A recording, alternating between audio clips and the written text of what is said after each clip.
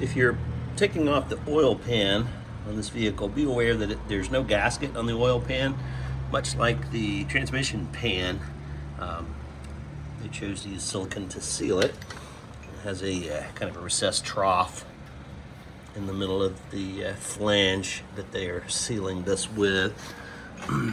And this does in fact look like a factory RTV. To me, I'm going to be replacing that rear main bearing once it arrives, but just be aware that when you're taking this off, there is no gasket. You'll need RTV to reseal, and there is a lip right here, and that's why I started working on it. I got it a little loose, and then slide a razor and start loosening the gasket. The reason I think that's important to do is I believe if you simply jammed a screwdriver in there and started prying, this oil pan would bend. So I got in there with a knife and cut one corner loose, and then it pried off. It's on there pretty good, as well it should be. But that's your oil pan for the Daihatsu Midget. There are a couple of baffles. That tube is the oil dipstick for checking the oil level, and the silver button down there is the drain plug.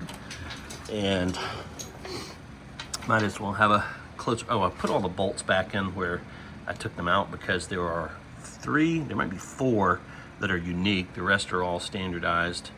But I thought it would be interesting to have kind of a look in here. Got to get this transmission off so I can get to that rear main seal. But yeah, reasonably clean for a vehicle of this mileage. And of course your oil pickup tube is here. And that mechanism right there is your oil pump, bolts to the front of the block. I don't have any plans to take the oil pump off. I am going to static test this while I've got it on the workbench by running it with my drill and hooking up a pressure tester. I've done that on another vehicle. You can check my other videos for that. But yeah, this is the Daihatsu crank connecting rods, all three of those little buggers, that tiny little crank. I mean, it's about the width of pinky and thumb spread out, maybe a little longer. But this is what we're working with. While I don't plan on disconnecting the oil pump, crank, connecting rods, any of that, I have taken off the oil pickup tube. I plan to run some brake cleaner through this in reverse and catch whatever comes out of that screen on some white paper, just to have a look.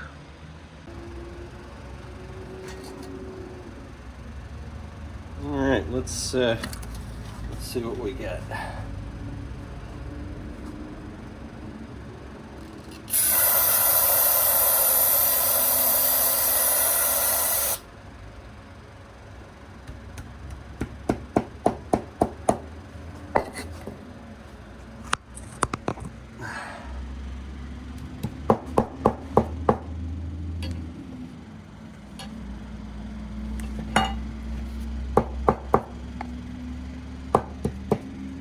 Varnish. I think I see a couple of tiny flakes. I think you can see that on the screen. So it's not completely without any wear indicators, but it's not too bad. Let's see if I can get a little more out of this.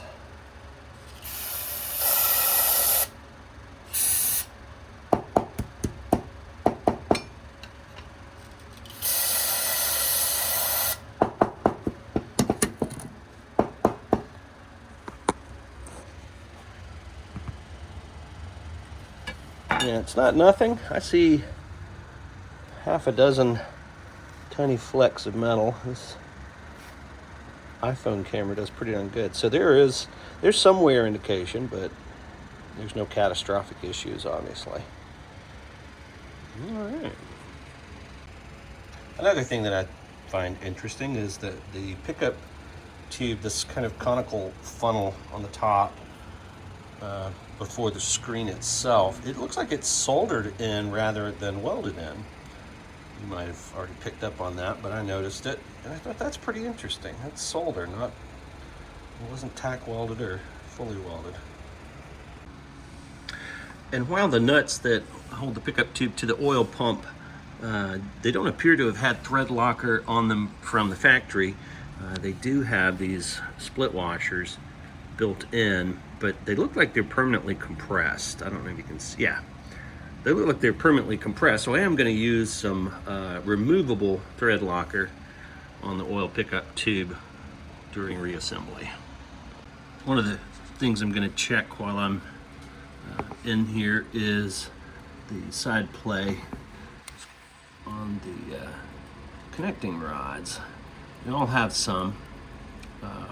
This is cylinder 1, and let's see here. I've got a 0.006, and I did this off camera. It slides in between, but my 0.007 is a pretty tight fit, so I would say that's 0.007 on number 1, and then we'll try number 2. On cylinder number 2, let's see here, 0.07 will not fit, but 0.006 fits, but it's tight. All right, let's go on to number 3. That was number 2. All right, and then number 3, you can see that there's a bit of movement. And 0.007 is a pretty tight fit.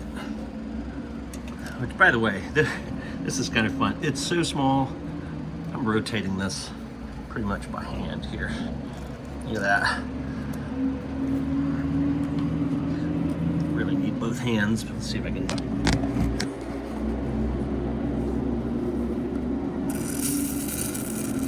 You can hear the air squeezing past the past the piston rings as I run it through. But yeah, isn't that fun? What a cool and cute, adorable little engine. I don't know that I would be able to detect any thrust movement at this level of disassembly, but there really isn't any. I can't get any movement here. So the thrust is 0, but I think maybe I'm supposed to have maybe the oil pump out of the way to be able to detect that, but there's no lateral movement on the crankshaft. Here are spark plugs. There's number 1. They should be in good shape because I changed these about 10 months ago. There's 2. There's 3. And yeah, of course, with the plugs out, it turns over even easier. Just don't want to get my fingers squashed, so I'm being very careful. But yeah, it seems to me that might be a good opportunity to have a look at the cylinder bores. Let's see. I'm going to go in with my cheapo bore scope. See if we can have a look at the cylinder walls. I have rotated her around until we've got number 3 at top dead center. Try to get some footage of that. Here is the Daihatsu Midget torque converter. Very small, very light. The drive ring for the starter on this vehicle is on the torque converter itself, welded on, not on the flex plate. And There's your transmission removed. This plate connects the crank to that torque converter with only 3 bolts. And looks like right up here we've got something for setting timing. And I'm gonna get this cleaned up and take that flex plate off, because soon I'm gonna be replacing the rear main crank seal. Flex plate off. These bolts that hold on the flex plate, I don't see any evidence that they use thread locker on those, but man, they were tight. And there's the rear main crank seal. We'll be replacing that. And you can tell it's leaking. It's wet with oil, and maybe you can see it. Some shiny oil in between the seal and the crank itself there. So, yep, that's one more thing that's got to be replaced. And of course, I'll paint this block, cast iron block, before I start putting everything back together. But still waiting on that seal to come in. I find this interesting. To my eye, the seal is not completely in, and this inner lip, to me, should be contacting the crank itself. And you know, even from the side, it doesn't look like it's completely installed. I'm not sure how well you'll be able to tell, but there's a separate plate that bolts. I've taken the bolts out. There are 2, I believe these are just going to be dowel guides for this plate to bolt onto the end of the block itself and house the seal. And I'm wondering if the seal was ever installed properly in the first place. It seems to me like that inner lip should be in contact with the crank itself. And I don't know how well I can get it on camera, but you can see the sealant behind this. That looks like factory sealant. I'm wondering if this seal was ever installed correctly. Okay, I've removed that seal plate. There's some RTV that I think looks like it's probably factory. Take that off and get it out of the way. Judging by the wear marks and how slightly uneven this appears to be installed, and the fact that there is significant additional room, I don't think this was installed correctly. That seal should be pressed all the way in, I believe, and it wasn't. It's lower center screen than it is over here. Center screen.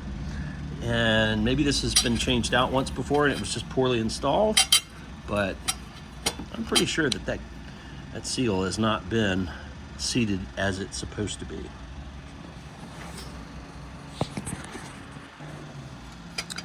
I was able to push this seal in with my thumbs until it's flush on the exterior and flush on the interior. I think that's where it's supposed to be. I think this was poorly installed, whether from the factory or aftermarket, I do not know. I can say that, like the front crank and the cam seal that I have already replaced, this one is black. The replacements on the front crank and the cam seal for this vehicle, the aftermarket seals that I purchased, were both kind of terracotta colored, and other engines, for example Subaru Sandbar, the replacements that I'm getting are terracotta. So this may be the OEM seal. You know, it doesn't look new or fresh, and the RTV that was employed to seal it, you know, it looks brown and like factory to me. RTV is the way they seal this, I believe. You can see these recesses carved around the sealing area. So I think it's possible that's the OEM seal, and somehow either it didn't get set properly from the factory or it worked itself loose a little bit.